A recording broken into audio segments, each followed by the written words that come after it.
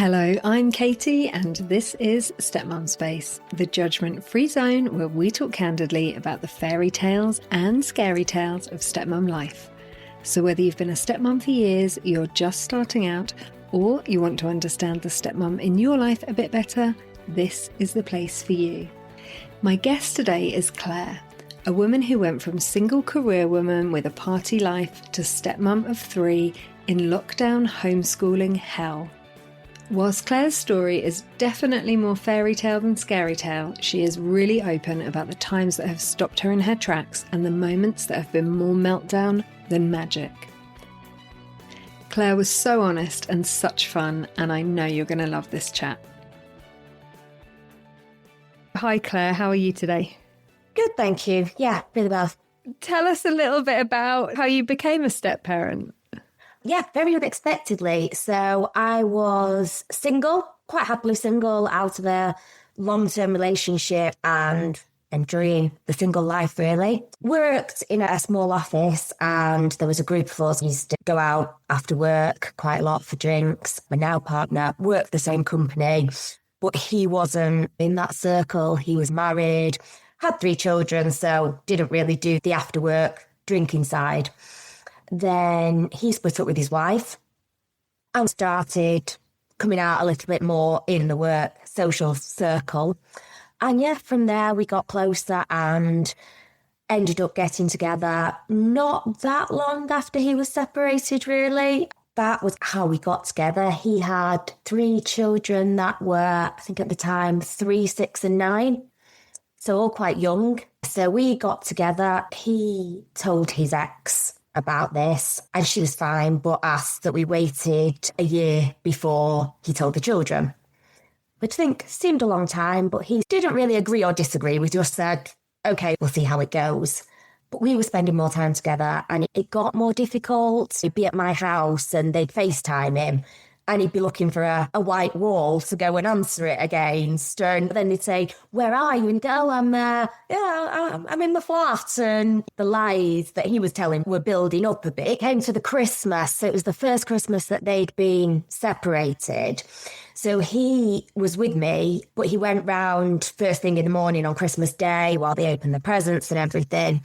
But then his daughter, his older daughter, so he's got a younger daughter, an older daughter, and then a boy who's the eldest. She was quite upset. She was going, what did you get for Christmas? And what are you going to do today? Because she knew he wasn't having dinner with them. And she thought he was going back to his flat on his own and had no presents. And he couldn't show her what he'd got off me. So they're all feeling sorry for him. And actually, he was fine and we had a nice day. So at that point, after that Christmas, he said, I've got to tell them because this isn't actually fair. They're worrying about me and actually, I'm fine. So he spoke to his ex and she agreed. So he told them and he said, I've met somebody. And this was the funny thing. You don't ever say, I've met your stepmom. It was just, I've met somebody. She makes me happy. I'd like you to meet her, but whenever you're ready. And his daughter said, can we meet her tomorrow? Which was really nice. He was like, no, she's not actually in the country. So after that, he said, they want to meet you. So then you do that, Google, what should we do? And so I sort of researched it all. I was like, we've got to do an activity. We don't just want to all sit in a lounge and look at each other. We've got to go and do something. So we're like, right, go bowling. So we booked this bowling for, I think, the week after. And he was like, they're very shy, so they probably won't talk to you and it could be a bit awkward, but we'll just get it done. So we went bowling and it was great. They were all really chatty. Everyone got on. And I came home thinking, what all the fuss is about step parents here? I think I've nailed that one. That's it. We're done. And I think it's only later when I look back that I think you're just dad's friend then, aren't you? You're just somebody, you're not going, right, have you done your homework? Have you made your bed or something? I think that was where it was more of a challenge. We had the bit where I was just dad's friend. I just saw them every now and again. We went for a meal. We did something nice. And then that was 2018, 2019. So we had an easy couple of years where everything was just quite nice. He didn't have them that much because he still only had a small flat. So he had them kind of one night a week. So we saw them at the weekend and that was all great. And it's a bit like those early stages when you start dating somebody, like Yeah. they get the best of you, you get the best of Yeah. them, and it's all shiny and lovely. And you all kind of, I mean, maybe them less consciously than you, but you're making an effort. You can sort of put that extra shiny version of yourself forward. I'd like to say it's like when you date somebody, you don't argue about who's emptying the dishwasher when you start dating. And for us, we then got forced into it because come 2020, we'd had a few good holidays. So we had spent longer periods of time together on holiday, but obviously that's different. At the start of 2020, we got the decision of, what are we doing? Are we living together for this period or are we living apart? And at this point, you had your own place and he had his He had place. his, yeah. So the kids they'd all sometimes stay at my house, but they didn't have their own bedrooms or anything. It was just the odd sleepover. But we got very much forced into it. Come COVID times, we all moved into my house and they didn't even go to school. So we went from maybe seeing them once a week to we upped the amount of time that they stayed because obviously their mum was off and having them half the week as well. And she was trying to work. So it was very little to here we all are. I mean, that's proper baptism of fire, isn't it? Yeah. So we were, me and my partner, trying to work, trying to homeschool, like everybody. It was stressful anyway, trying to keep jobs and everything. And I think that's the bit, because then when you're living together and in what was my house as well, you then become more parenty because you've got to start having them tidy up after themselves or go to bed on time. Have you had a shower? Have you brushed your teeth? So you become that parent, and I think everyone moves at different stages with that. And I think that's where we'd had these 2 years where I thought, step parenting's easy. And then all of a sudden you're like, ah. Oh, yeah, I feel you on that. I guess at that time they were what, like 6, 9 and 12? Yeah, the eldest had just started high school, so he'd done his first term in high school. But the youngest was still, I think, about 6.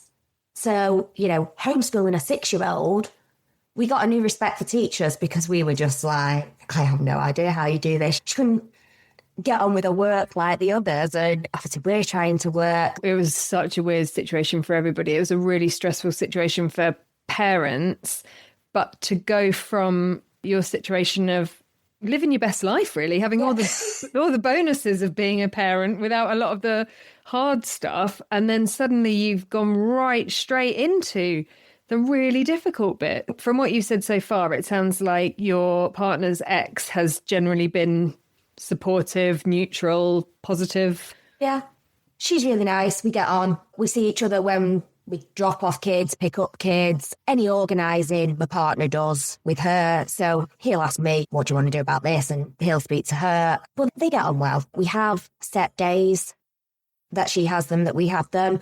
But everyone's pretty flexible. So if somebody needs to change, we change. Sometimes for our benefit, sometimes for the kids. If we're doing something on a Saturday night that we think they might want to do, and it's meant to be her night, we'll say, should we have them because we're doing this? And vice versa. She'll say, I'm out for a family meal. Should I take them because they'll probably enjoy that more? So all that works really well. That's so nice, because there are so many situations where people are so dictated by rigorous schedules and it doesn't always work for the kids. So it's nice that you're both in that situation where you're like, oh, we're doing this, the kids would like to come. And there's not that sense of it's my time, it's my time. Obviously, there's some families where this isn't possible because of various high conflict or court situations. But generally, I think when parents stop looking at it as my weekend or your weekend and start looking at it as the child's weekend, that really helps in terms of what are they going to enjoy doing? Let's let them do that. Yeah, and I think that is the double-edged, isn't it? You don't want it to become a competition of, well, we're going to do this, so do you want to be with us? Ours is more, a few weeks ago, their mum's side had a family meal for a 40th, sort of family member's 40th, and she just said, they're invited, should I take them? And you're kind of going, well, we're not doing anything. I think it was the first Saturday after Christmas. So you're like, well, we're not going anywhere. So Do we want them to sit in our house and watch TV? Or, yeah, they're going to enjoy going out more. So that's fine. So we quite often do that. There's a lot of changes coming our way at the moment. The eldest is 18 now. So there's only a limited amount of time he's actually going to travel in this set days sort of way, because he's got a girlfriend now, he's got mates, he's already starting to do his own thing. And his eldest daughter's 15 now, so she's got a good social life. So quite often they're here on a Saturday, but actually it's just, can you drop me off here or can I stay at my friend's? So it's very much a mixed bag now of who actually stays and when, because they've got their own lives. You can't sort of go, you must stay here every Saturday because that's what's agreed kind of thing. I think that's so important to realise, and it's nice by the sounds of it that you live fairly close to their mum so that they can sort of see their friends at whichever house they're at, because obviously that gets a lot harder when you're further away. So take me back to lockdown. You've gone from this one life of holidays and days out and everything's nice and you're thinking this is a breeze, what is everyone on about? And then lockdown hits, you get these people that say lockdown was brilliant. We weren't those people. We just got all the shit of lockdown, all the work. My partner had a team that was furloughed, so he was the only one. My job was just dead, but we're trying to make the most of it. And so we were really stressed with work and then trying to homeschool in the midst of it. And we do work quite hard. And so the holidays, the days out are all the bits that we enjoy. And they'd gone. So we were just like, we've got all the crap and none of the fun at the moment. And then mum, she wasn't working at the time because her job had to shut down. So at their mum's, they were going, oh, we're having barbecues and we're going for walks. And isn't all this camping stuff great? And we're like tearing our hair out as the most stressed out people in the world. And I did feel then that they maybe didn't as much enjoy being at our house because we were just so on edge with it all. And I think that's difficult because that adds another level of stress that we were then trying to make it fun whilst also trying to keep everything else turning. And in that time, were they with you 50-50? I think we were doing 2 nights a week at the time, maybe 3. We'd sort of upped it because pre-COVID, he was still only having them 1 night a week because of the housing situation. So yeah, I think we had them between 2 and 3 days a week at the time. So that's a jump in itself anyway, to go from once a week to 2-3 times a week and then add in the homeschooling and you're trying to do your jobs. And for me, I probably didn't even see them once a week at the time. It was probably once every other week or something, depending on what we were doing and what I had on and things. Got through that bit and actually did decide that we did want to live together. So we decided to sell the house and buy a house altogether. I think we did actually look at whether we extended my house at the time and then it wasn't possible. But I think the right decision was to move because this is now everybody's house, not... I think that always would have been seen as my house, whereas where we moved to is we all bought it together. But we don't do things by halves. So in 2021, we also found out I was pregnant, which wasn't planned. So that was a bit of a shock. And we found out really late and he was born early. So we had very little time to get our heads around that. We were already in the process of moving house and we bought a new build which wasn't built. So we had to move into a rented house in the meantime, but that was also delayed. So we lived with my parents for a while, still in COVID times. Then we lived in this rented house. Then we finally moved into the new house and my son had been born by then. So by the beginning of 22, we had my son and a new house that, was everybody's. So that felt like we've done it. It's been a bit of a challenge, but things are on the up, I think. And when my son was born, my partner's kids absolutely love him. And now he's 4 now and he adores them. So that, I think that, although it wasn't planned, that was what really cemented us as a family. And I think made my place not the outsider anymore, more... There's something that connects all of us now. And yeah, the way they are with him is just amazing. They don't see him as half-brother or anything. He's just their annoying little brother now. As a little brother should be. Wow, that is a whirlwind. Well, like I say, we don't do things by halves in our family. And then since you've got into your house, 3 or 4 years ago now, how's life been? Mainly good. I think there's always little things that throw you. You think, everything's going really smoothly. So we've been living here from March. My youngest stepdaughter's birthday's in the summer. So she must have been about 7-ish, 7, 8. So it was her birthday. We thought everything was ticking along. We're all great. And then, you know, I think as most women in relationships, I do most of the gift buying. So I'd sorted all her presents out, particularly because she likes girly things as well. So I'd done the presents, wrapped the presents, done a nice meal for her birthday, sorted out a cake. My partner, he had to do the card. So I was like, you get the card. Everything else is done. For people who are listening, as soon as I hear all he had to do was get the card, I'm head in hands thinking, oh God, please tell me he got the card. He got the card, so we get the presents, we put them all out, everything's ready to go, and she opens the presents, and then she opens the card. And she just looks at this card, and he'd got a card that said daughter on it. So she opens the card, he's obviously put it off both of us, and she opens the card, and she went, oh, this and the presents must just be off you then, because it says daughter. With hindsight, I think it was just a bit of a smarter pants, taking the literal meaning. But I was like, so hurt because I'd done all of this, put so much effort into it, and just felt like it was all thrown back in my face. And then to him, I was just like, one job, the card, and all hell broke loose over a card. And at the end of the day, you just start looking at it thinking, how did that happen? And you know what? They don't think about things in the same way. So guaranteed, he wouldn't have thought, oh, well, how will she react to it? He would have thought, oh, I'm getting a card for my daughter. Go to the daughter section, pick up the daughter card. Yep, that'll do. Pay for the card, leave. Yes, jobs are good. And the research will back it up to the high heavens, but all of this lived experience just shows why it's so much harder and more draining being a stepmom, because if you'd have gone in there, you would have probably been like, right, well, it's his daughter, so I don't want to make her feel like she's not important, but I know that she's not mine, so I don't want to tread on her mum's toes. So should I get one that says someone special? No, that sounds a bit formal. Should I get one with her age on? And like really go through it to like, okay, what's going to be the path of least resistance on a birthday card?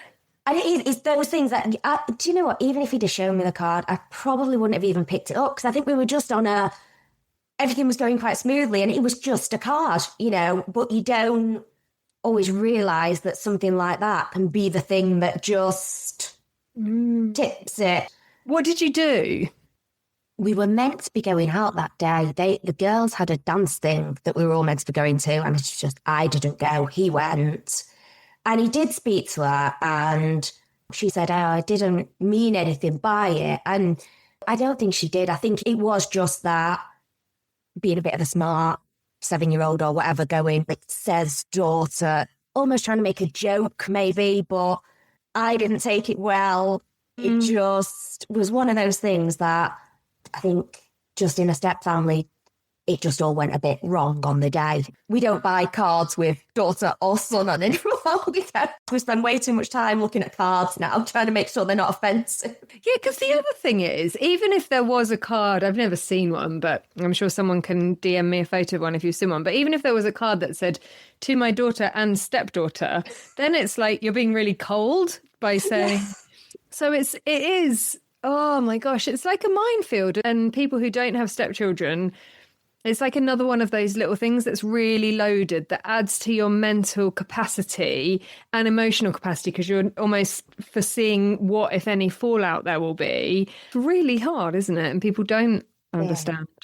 And I think I've heard it on here before about that, the explanation of stepmom, and when you explain that, because we've had it, loads of people assume I'm the mum when we're out, and they'll say, your daughter, and they don't really care. So you don't want to go, actually, she's not my daughter, she's my stepdaughter, because it's not really relevant. And it does sound a bit cold, like, oh my God, don't think she's mine.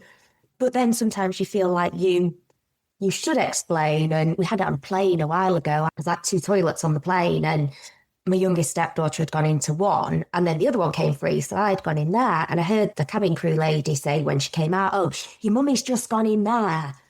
And then she did wait for me. And then when I came out, I thought, I can't really go back 5 minutes later to this cabin crew lady and go, by the way, she's not actually your daughter. What do you do in that situation? I don't want her to think I'm trying to be her mum, but also this woman doesn't care. She was just telling her where I am. She really doesn't need to know our family history now.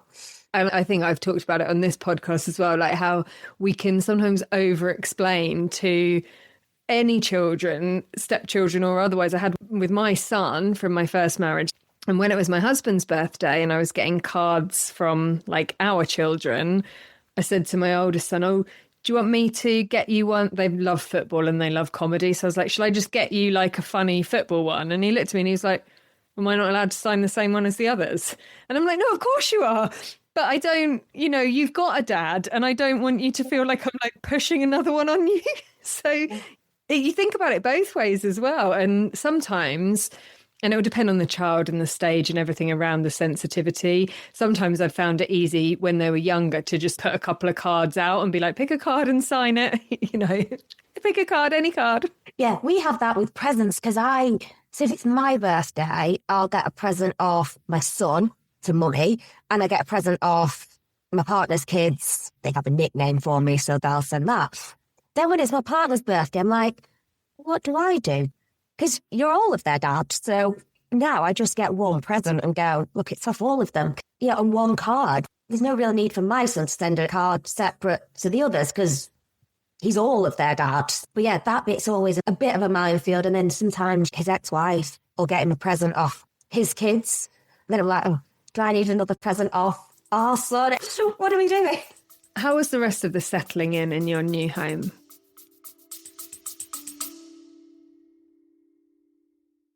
Just a quick pause here. A lot of women tell me this podcast helps them make sense of what's been happening at home and gives them the words to talk about things they've never really been able to explain before. If that's you and you're thinking, I wish I could talk this through with my own situation, you can. You can book a free clarity call with me and we'll look at what's going on for you and what kind of support might help. Head to stepmumspace.com or search stepmumspace clarity call to book. Back to the show.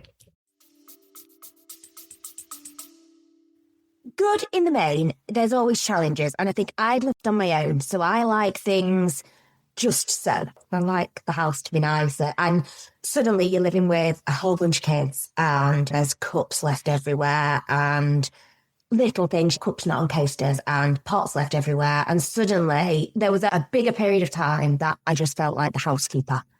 And I used to say to my partner, I just work all day and then I start my night shift because I just seem to tidy up and cook and clean up after everybody. And I think that took a bit of getting used to and everybody getting used to each other's ways because I'm probably quite different to their mum in many ways. And she's more used to kids than I am. I'm a bit more used to just to have everything nice. And I think our first kind of following on from the COVID bit, we went on holiday mid-2022. So kind of the first holiday after COVID, the first holiday with my son. So he was only 6-7 months old at the time. I mean, it's not really a holiday, is it? It wasn't. It wasn't a holiday at all. It was a complete misjudgment because all the holidays we'd done pre-COVID, because we were already 5 people before my son, we used to always get like an apartment or a villa, kind of eat in during the day, go out for meals in the evening, just make like some sandwiches for lunch or something. And we'd always got like a 2-bedroomed place. So the girls had a room, me and my partner would have a room, and my stepson would tend to stay on the sofa bed in the lounge. So post-COVID, we'll do that again. I actually booked it before my son was born. So we'd been looking forward to this holiday for ages. We hadn't had a holiday for coming up for 3 years then. So we booked the same thing, nice apartment, off we went. And what we hadn't realised was my stepson pre-COVID had been 10. So in the morning, he dived out of bed and off we wanted to go to the pool. Now we had a teenager on our hands who wasn't getting up first thing. And we'd put on a sofa bed in the lounge when we had a baby that was up at 6 in the morning wanting feeding. So he's in bed in the lounge. I'm up at 6, marching into the kitchen area to try and do bottles and stuff. And it was just a nightmare. He was grumpy because I was waking him up. We no sooner got down to the pool and the baby needed feeding, so I was back up to the room to feed the baby. Then we'd go back and have to make lunch for them. And the whole thing, I just felt like I didn't stop making food for the whole time. There was a heat wave while we were there. So all the kids were moaning, it's too hot, it's too hot. And, you're thinking, we've paid for this and nobody's enjoying it. And then we went one night for a drink on the marina in this little bar. They moaned all day that it was too hot. And then we sat outside this bar, just got a drink. And they went, it's a bit cold, can we go back? And he's like, what temperature do you want it to be? And I just remember, I just snapped. And I think it was partly, the stress. Obviously, son was only little, so it's still the hormones. And it was just like, to my partner, just take them back to the room. Just take them back. And I just remember I just walked up and down the main street with the pram, just thinking, what the hell? Why are we doing this? We'd so look forward to this, and it was just a complete misjudgment that, to be fair, probably had nothing to do with being a step family. It was just family problems. And I think sometimes you see things as step family problems, and actually they're just problems with teenagers or toddlers or whatever. It's nothing to do with me being the stepmom. It's just to do with they're too hot or too tired or whatever. But I wonder whether you then gave yourself a bit of a hard time about having said that. Absolutely, you do. You feel guilty. And I did. You look back and think, I could have handled it better.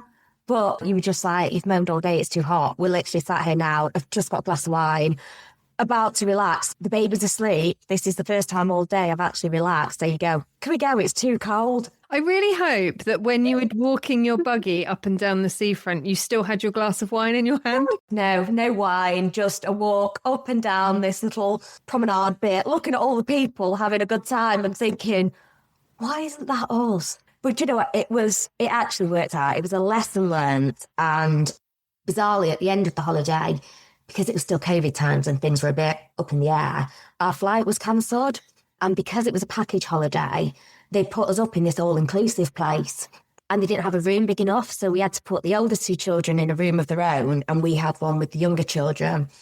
And we just got there and we were like, this is what we're going to do in future. The self-catering's got to go. It's too much work. This is the way forward.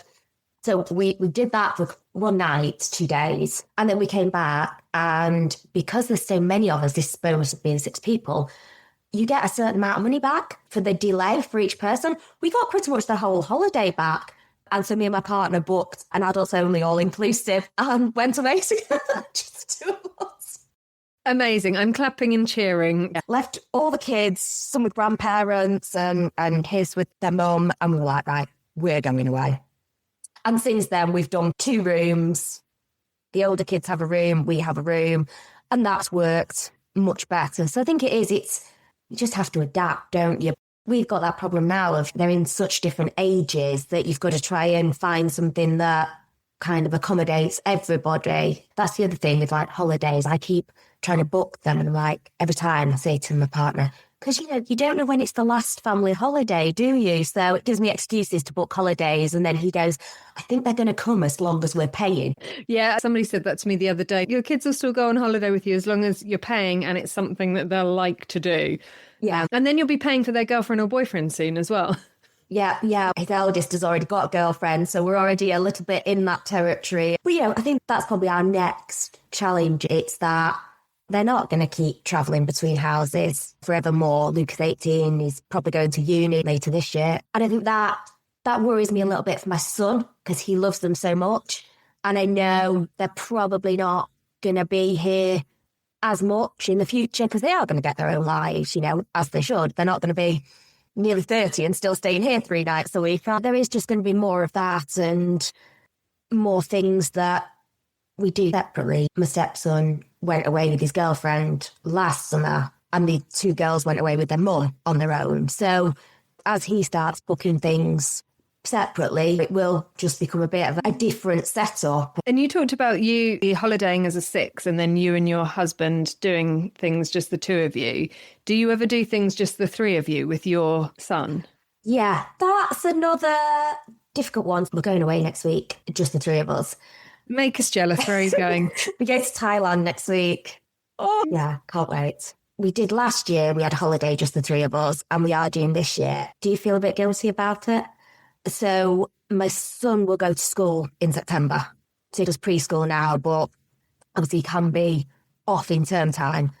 So we've made the most of that and booked Thailand for term time. But I think once my son goes to school and we're tied to school holidays, we couldn't really go away in a school holiday and say, we're off, you're staying here. So we get away with it at the moment because they're in school. But I think this is probably the last one that'll be just the three of us, unless obviously they're away with their mum. If we tie it in at the same time, we could maybe do that. And without worrying about what anyone might think or even judging yourself, would you like to carry on having holidays, just the three of you?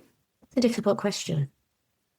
I don't know that I would, to be honest. I mean, it's cheaper. 6 people, they're all grown up, so they're not, you paid adults' prices for them. Do you know what? If I'm really honest, it's easier when they're there because they all look after my son. So they'll all play in the pool with him and I sit on the sun lounger and read a book. So actually, it's like taking built-in childcare. I hear you. It does make life a lot easier, and they're older. So it's not like the holiday we went on in the summer. They have their own room. They do their own thing. We meet them for breakfast, spend the day together, go for lunch, but then they go back to their own room. And I loved that because their room is a shit tip. But it's not my problem. It used to drive me mad when I can see it. And I pick that up, put that away, and I just purposely, on the last holiday, I was like, I'm not getting involved. I'm going to go in, and if your stuff's all over the floor and I think you're going to leave it under the bed or lose it, I'm not getting involved. It's your room, it's your mess, it's your creased clothes. It's fine. And it was great. I just left them to it. So that's definitely the way forward. Do you feel the same when they're in their room in your house at home? No, that drives me mad. My stepson's fine. His room's fine. The girls, it's a tip. Dirty clothes go back in the drawers. I go through the drawers and I'm like, that's dirty, that's stained. That drives me a little bit mad. Yeah, and I think I'll drive them mad with that. Go, make your bed, tidy that up, move that. Why is the dirty washing there? Why is that under the bed? You obviously feel comfortable asking them to do those things. Do you have the support of your partner? Will he back you up in those types of situations? Yeah, he does. He's good. I think it's a teenage girl thing, isn't it? And it's exactly the same at their mum's house. She'll say exactly the same and she goes on at them. You've got crisp papers left all over the place. And that is an argument we do have with them. It's a phase, isn't it? And it'll pass. But yeah, it drives me mad. And I don't know what the answer to that one is. I do feel like I'm nagging them. And sometimes I'll say to my partner, can you have a word? Can you tell them? It doesn't get any better. I know it's not always a walk in the park, but you seem to have really enjoyed your experience of step parenting. Yeah, I would say that. I think I'm an only child, so I'm not from a big family, and now there's 6 of us. And I quite like that. Every day's a party when they're here. We've got enough people. It's good fun. We have a lot of laughs, a lot of good times, and the usual problems. And like I say, we do have ups and downs. And yeah, some things that are just family problems and some that are more step family specific. But I think on the main, it's been good. I've got a great family out of meeting my partner, and I probably wouldn't have had 4 kids, but I quite like that I've got the girls as well, because obviously I've got a boy that's my son, but I like hanging out with the girls. We go shopping together and go and watch the girly films at the cinema or whatever, and I quite like that. I'm glad I've got girls as well as boys. So yeah, it has overall been a really positive thing. What do you think are some of the things that have facilitated that experience for you? My partner's really good. He tends to take on board what I want as well. And if we've changed things over the years, we've changed things about days where I've gone, this just isn't working, and we'll change things. I think his relationship with his ex really helps. They're both really reasonable people. So we're not fighting over stuff all the time. They are very much on the same page as each other with things like schoolwork, behaviour. So there's no playing one off against the other. The rules are pretty much the same here and at mum's house. And they know if they do anything, dad will talk to mum will talk to dad. So I think that really helps. You hear so many horror stories and they're mainly related to ex-wives, bio parents. And I think that bit, because we haven't had to navigate huge issues there, has allowed me build a relationship with the children and us to build a family in our own way. We have tried quite hard as well, because I've read things, like I was quite determined to do it. One thing I read was you have to start new traditions, not just be an add-on to what they used to do. We've got to do things our way. So I've really tried to do some of that. And, we have little things now that we do here, like really little things, like we have a particular Christmas Day breakfast, and that's our thing. We always go to the same place to get it, and that's our Christmas Day breakfast. Little things like that I think are just quite important. There are those cultural, like you say, traditions that are special and almost cement you guys as a group. And that's what we do in this house. And I think it's really nice. Yeah. No, and I think all of us have had to put effort in, the kids as well. I get that it's hard for them sometimes because they live between both houses. They've got these bags that they lug backwards and forwards, and sometimes I moan at them. I'm like, we should not even unpack the bag. All your clothes are getting creased. Well, then I do a lot of travel for work, and sometimes you just can't be arsed unpacking because you go in there again tomorrow. And I kind of try and sit back and think, do you know what? I've never done this. I've never had to travel between two houses in that way. So do you know what? If they don't want to unpack it, it's not my clothes. Just leave them to it. I think I've got better at that over the years of going, do you know what? Pick your battles. Yeah, for sure. And I think if you're operating in an environment where you can do that, then it's so much easier on your nervous system to not be going into bat on everything. Yeah, sometimes I just pick the bags up and dump them in the bedroom and think, just leave it, just go. I always wonder what my son thinks, because we can be any number of people in this house at one time. So I do work away quite a lot. My partner's sometimes away for work. So my son can go from being just him and his dad, the two of them, boys' night. And then the next day there could be six of us.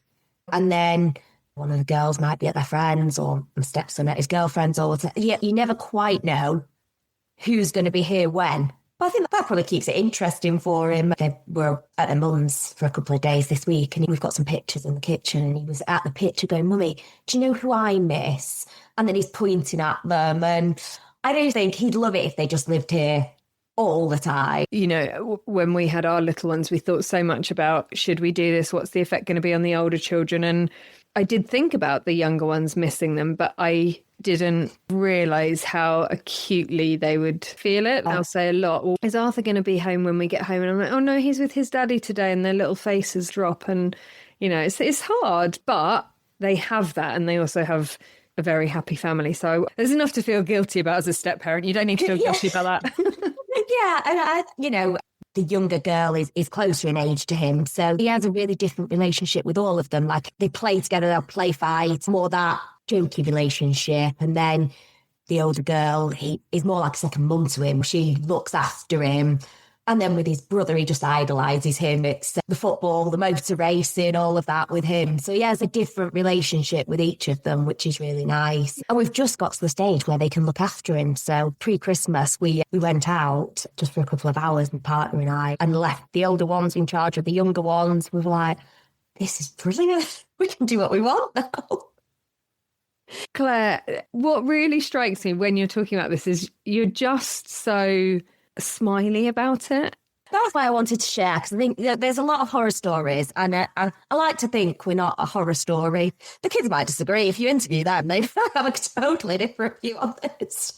No, not at all. And I think it's really nice. I always say fairy tales and scary tales and everything in between. And as you said, it's lovely that you have got so much positivity out of being a stepmum, and it's lovely that your stepkids have also benefited. And I think the key things that you pulled out is your partner having your back, and the ex allowing / encouraging the children to have a relationship with you. So it's so good that you're there. And anybody who's listening who's not there, please don't take that blame on you, because it's a really complicated system, and it's brilliant that you've made it work so well, Claire. And I'm really, really nice to talk to you. So thank you very much. Thank you. Thank you. It's been a pleasure. I loved that conversation with Claire. It felt like a proper stepfamily fairy tale, and not because it was effortless, but because it was real and it worked. And two things were doing a lot of heavy lifting in Claire's story: a reasonable ex and a partner who had her back. Of course, you can't control whether an ex is reasonable, but if your partner is filtering the noise, taking responsibility for communication, backing you in front of the children, and not letting guilt run the house, That changes everything. And if your partner isn't doing that, it's not because you're asking for too much. A lot of men are stuck in guilt, feeling totally stuck in the middle, trying to keep everyone happy instead of leading clearly. And trying to keep everyone happy often ends up with no one happy. So if you're a dad listening who recognises himself in that, or if you recognise your partner there is support for stepping out of that role. Go to stepmumspace.com and explore the options available, or search Stepmumspace Dads. And Claire, thank you. It was so lovely to hear a stepfamily story that felt hopeful, steady, and real. If you've enjoyed this week's episode, please rate and review wherever you listen. It really, really helps more women find us. We'll be back next week with another new episode. Thanks for listening. Take care.